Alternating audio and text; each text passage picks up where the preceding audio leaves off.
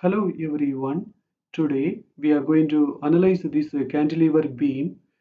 In this beam, in the point C, there is a concentrated movement M which is acting at a distance of A from the fixed end. The concentrated movement is acting in the clockwise direction. The span of the beam is given as L. In the fixed end, we need to find the vertical reaction RA and the moment MA. Let us apply the rule sigma v is equal to 0 and to find RA. You can see that in this beam there is no vertical load, so RA will be 0. Now we are going to find the moment MA. MA will be acting in the anticlockwise direction. To find MA, I am going to take moment about A from the point B. In this case, we have to follow left-hand side rule. Clockwise will be negative and anti-clockwise will be positive. The moment M is acting in the clockwise direction, so that it will be negative. The moment MA is acting in the anti-clockwise direction, so that it will be positive. In this way, for MA, we will get M. In this beam, since there is no vertical load, there will be no shear force. So we are going to only draw the bending moment diagram. First, I am going to find the bending moment values from the point P towards the point A. In this case, we have to follow left-hand side rule. Clockwise will be negative and anti-clockwise will be positive. In the point B, the bending moment will be 0. In the point C, we have a movement. So we need to find the movement at just to right and left. Bending moment at just to right of C will be 0, and at just to left of C, we have the movement M, which is acting in the clockwise direction, so it will be negative. Let us find the movement at just to right of A. At just to right of A, from the point B, we have only this movement, which is acting in the clockwise direction, so that it will be negative. Let us find the bending moment at just to left of A. At just left of A, we have two movements. It is acting in the clockwise direction, so it will be negative. And we have this movement which is acting in the anti-clockwise direction, so that it will be positive. When we add both of them, we will get 0. This is the bending moment diagram. Bending moment at B is 0. Bending moment at just right of C is 0. Bending moment at just left of C is minus M. And bending moment at just right of A is minus M. And finally, the bending moment at just left of A is 0. Using these points, we can make the diagram. You can see that we have got a rectangular shaped diagram. Using this diagram, we can find the slope and deflection in the points C and B. We have to use moment area method. To find the slope, the formula is area upon EI. Let us find the slope in the point C. We know the area formula of a rectangle, side into side. This side is A and this side is M. So the area is A into M.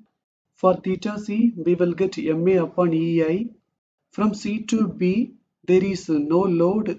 In this case, the slope from C to B will be constant. So theta C and theta B will be same. Now we are going to find the deflection in the point C.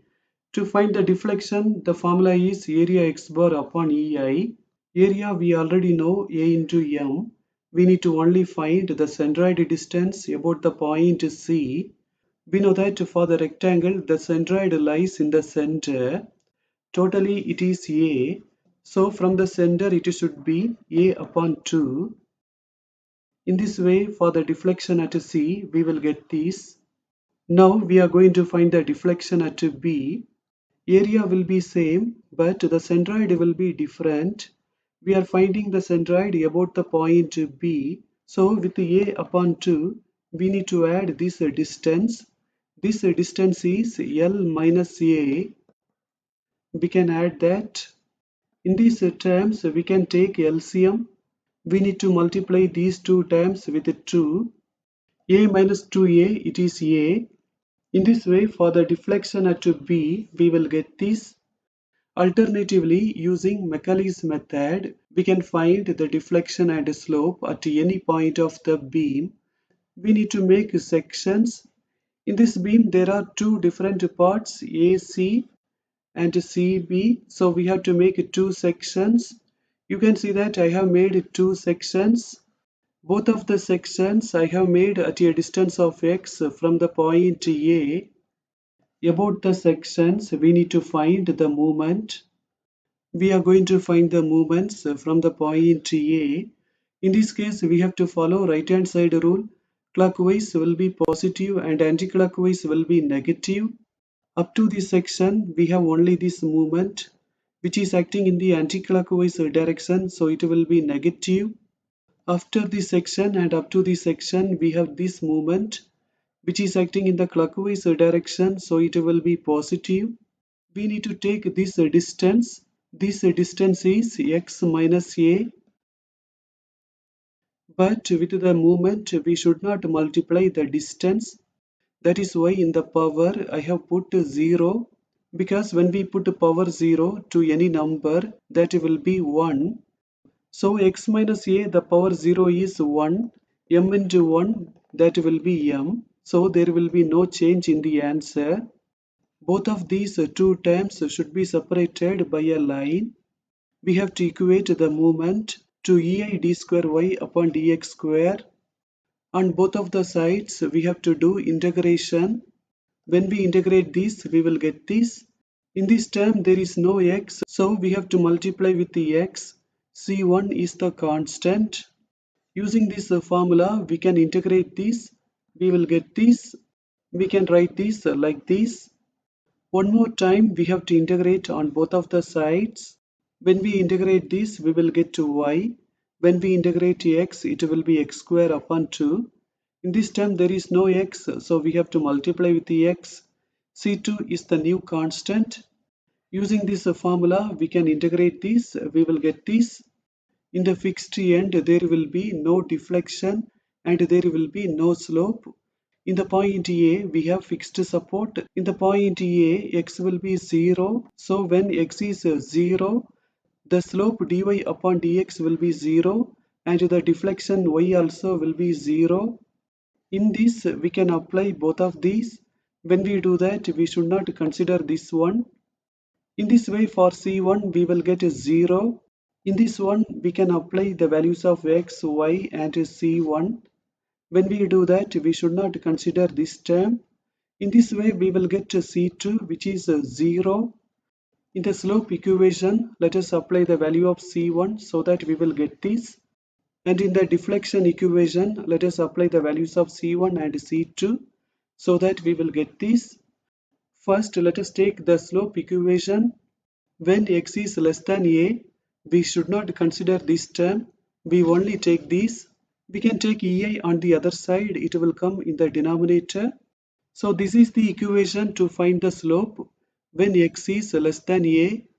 When x is greater than a, we have to take this term also. We can multiply m with this term so that we will get this. Then we can eliminate these.